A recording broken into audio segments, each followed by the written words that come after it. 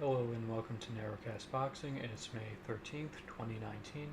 In this episode, I'll be previewing Deontay Wilder versus Dominic Breazeale and discussing why I think Breazeale has a better chance than most people are giving him. With that said, let's get into it. Now, when this fight was announced, I saw a lot of disappointment. People obviously wanted to see the rematch between Deontay Wilder and Tyson Fury, myself included.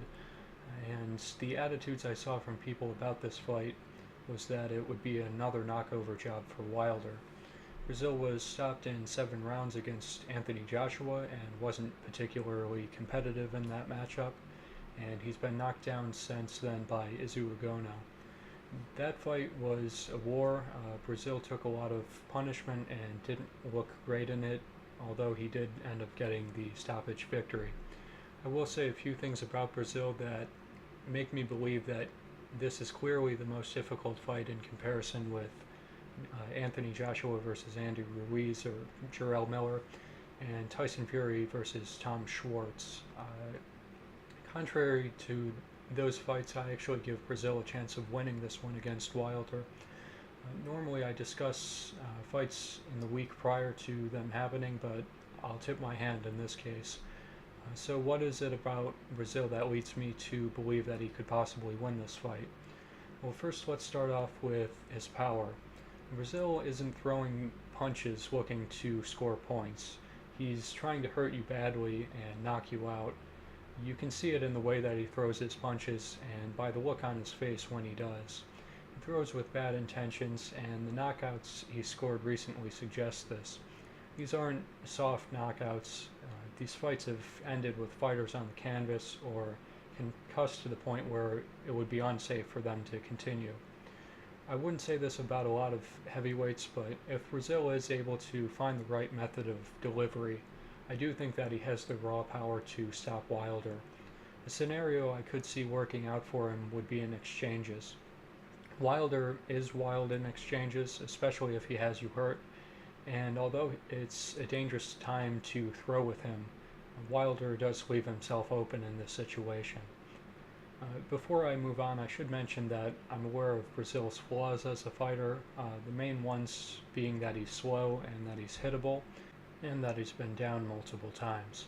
Not including the end of the Anthony Joshua fight, when he has been knocked down, he's always been able to get up off the canvas and continue fighting.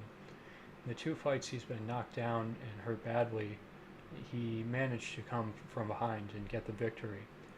The Anthony Joshua fight, he was hurt multiple times, knocked down twice in the 7th before the referee stopped the fight. While I don't think that Breazeale has a world level skill set, his heart and determination, in my opinion, are world level. There have been many fighters throughout history who have gone a long way with one thing that makes them special, while the rest of their skills don't come close. I would argue that Deontay Wilder also fits this mold. For Breazeale, I think that his best attribute is his heart and his determination to win. If Wilder were to stop Breazeale, it would definitely have to be definitive. There are 2 other main reasons why I give Breazeale a good chance of pulling off the upset in this fight, and one of the reasons is because there is a rift between him and Deontay Wilder. This has been well documented. You can look up the details for yourself if you're unaware, but it stems from an altercation between Wilder's team and Breazeale's team in a hotel lobby. Breazeale claiming that he was basically jumped in front of his wife and his kids. Beyond that, there have been things said by each of them towards the other which were extremely ugly and went beyond the normal back and forth between boxers, which is so common. I think that this is only worthwhile mentioning because I feel it relates to the fight. These 2, in my opinion, really don't like each other. This fight is a grudge match, and probably one of the bigger grudge matches in recent memory. Fights like this tend to be hotly contested and make for dramatic results. If this fight breaks down into a war, I think that it favors Breazeale. I don't know that he would necessarily win a war against Wilder, but it would force Wilder to abandon his game plan, which I have to assume is to box from the outside and wait for an opening to fire the right hand. I think Breazeale stands a better chance in the kind of fight if it goes ugly. My final point has to do more with Deontay Wilder than Dominic Breazeale. Although Wilder has done well for himself as a heavyweight champion, it's no secret that he's a flawed fighter, and although I'm entertained whenever he fights, he is, in my opinion, a deeply flawed fighter, and his faults are glaringly obvious. Against Tyson Fury, with the exception of maybe 4 or 5 punches, he looked completely outclassed.